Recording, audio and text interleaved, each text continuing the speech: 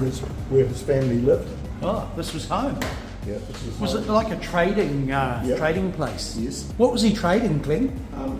He was an architect. Right. This here is another one of his statements. The craftsman builds, but those will then make their own. And as you can see, this is in here. This is his little fireplace he had for his family upstairs. What year were they living here? They moved in 1907, and he finished it at 1900. Well, when it was opened in 1912. This is another little room of theirs. I would say this is their bedroom. Bedroom, yeah. Yeah. What was across the road, Clem, where the New World is now? That used to be Lion Brewery's yard, and the old Wellington Lion Breweries used to have what was it called now? The Lion Tavern.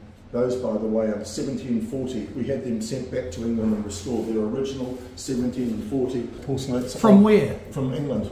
Wow, that's beautiful. Yeah. That's really. So you're a man that doesn't mind doing things properly, doing a bit of quality. But I wanted to do this for Wellington because it was important. When you think about it at the start, we came in here and did some photos. There was crack from arsehole to breakfast. Yeah. Did you have the vision at the start, or did you just work it out as you go along? We had the vision. We had to keep the idea going because it was, as you can see, it was very hard to collect all the originals, to get the right stuff for the building, to bring it back to its authenticity. See, these doors, for example, we bought these off EL for their own Prime's properties from the old Karatani, which was built at the same time in Brooklyn. So these are old, same era doors to keep the authenticity to the building. Where was the Karatani? Was that in Hawke's Bay? No, that's at the top of Brooklyn Hill. It was the old nurses' home where they recruited nurses. Wow. Here's another one of the toilets. Everything looks so warm and appealing, and the lighting looks good too. Yeah. So it's not just the woodwork; it's all such high quality and we wanted it to accurate. do that. We wanted to create something that was different. These handrails on here came out of WD&HO Wills from the Tony. My old workplace. And they were donated to us by Ward Demolition, Peter Ward in Auckland, who also donated a whole lot of timber to us. All these benches and everything have come out of the old building, the Ardemal in Gusney Street, which we're restoring at the moment. And these are the old floor joists, and we restored them with the help of my grandson and Adam Scott. And this is everything in here is handmade and recycled timber. You've got all the government workers. You've got the health department there, New Zealand Health. You've got police headquarters there. You've got all the embassies in the area. You've got Becker Carter's next door. You've got ACC, but there was no one actually catering for these people in this area. We didn't want it to be like an ordinary inn. It's not a pub, it's an inn. It's a cafe and inn because we wanted to keep the old traditional English feel to it. And is that what it's like? It's like a warm buzz, a really cool environment. Can you feel it as you're here now? These are the original Chapman Taylor furniture that they built. This is Chapman Taylor's. It's quite a wall unit. It looks like that's been bashed or something. No, this is the way they carved it. This is one of his cabinets that he built. And they've all got the little Chapman Taylor all has that little arrow on them. See that there? Chapman Taylor's chair. Leather. Yep. I'm just looking. Where did you find that? Was that here or? No, we bought it. We just kept our eye out for it. That's an original Chapman Taylor. Have you had many architects and people coming and be just blown away by the effort and the accuracy? I think just about every architect in Wellington has been through this building. But as I said, we built it for an age group that was being forgotten about in Wellington. We wanted those that were getting a little bit older, children had grown up, and they were sitting in their homes, they could come here and enjoy the history of Chapman Taylor. That's his original family. What other bars have you got in Wellington? We've done the Grand and Courtney Place with the new ABV bar on the top.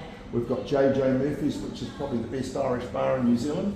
But it's not about the bars, it's about bringing things back to original, trying to keep it without losing the authenticity of the building. Well, you must have a lot of passion for Wellington. Well, yeah, I have. I couldn't have done this without the inspiration of my son-in-law Chad Townsend and Adam Scott and my grandson Clayton. And the good thing about it is that we have all the government agencies in the area, and that's what the idea was all about, trying to attract the people that live in the area and work in the area. What's happening out here?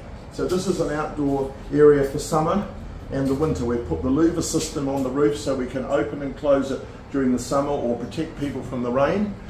We have this fireplace here during the weekdays and at night, so it keeps people warm. We've put heaters along the wall here, and what happens is we seem to get on the Saturday nights and that small family groups or people having reunions and that hire the upstairs place out to give it a family atmosphere. Tell me, why did you do it? Because 8 years ago I had a major heart operation. Sorry, this is a bit emotional. And I wasn't meant to come out of it, and I did. And so I thought, I've got to do this. And my kids and I, we talked about it, and I'd already committed myself to the building and to the Artemal. And so I carried on doing it. And I've achieved this one so far. Sorry. And Artemal's the last one I'll do. And the thing that worried me was, would I still be here to finish it? But I am. So I'm sorry, Clem.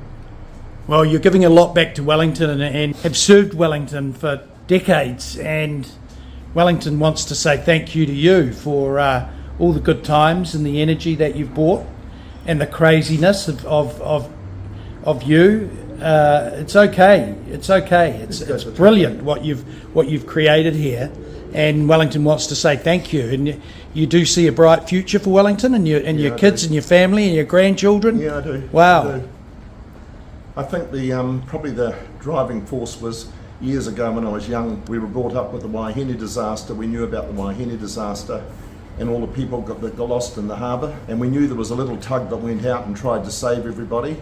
So I decided to find this tug, and we found it in Vanuatu in Santo. So we took a tug from Fiji, we went over there, we got it afloat, we were bringing it back to New Zealand to restore it and turn it into a restaurant in Oriental Bay. It was unseaworthy, so we came back to New Zealand, and at the time the Aucklander in Auckland was for sale. We bought that, brought it down to Wellington, restored it, called it Tapui 2, and we had it for many years. We retained all the brass on board, and it brought a lot of satisfaction to Wellington. So that was probably where the start was, because we wanted to bring a bit of history back for the little Waihine that had saved so many people's lives. And from there it just progressed. I could see that these buildings needed to be saved instead of getting pulled down.